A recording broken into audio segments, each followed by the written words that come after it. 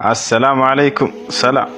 አንዳንዴ ቀልድ ያስፈልጋል። እስኪ ቀልዳችሁ ዛሬ የሆነ ባል ሚስቱ ተቀብጥበትና ከቤቱ ወጣ አድርጎ በዱላ ይገርፋታል። ልክ እየገረፋት እያለ የሆነ ሰው ባጠገባቸው ያልፋል። በጣም ደነገጠና ወደ እነዚህ ሰዎች መጣ። ከዚያ ለባሏ እንዲህ አለው፣ አንተ ሰው ያማሃል እንዴ? እንዴት ብለህ ነው ሚስትህን በዱላ የምትገርፋት? ዱላ ያህያ ነው፣ ሴትን በሴት ነው መግረፍ ይለዋል። ሰውየው አልገባውም። ምን ለማለት ፈልገህ ነው? በግልጽ ቋንቋ እስኪ ንገረኝ፣ እኔ አልገባኝም ይለዋል።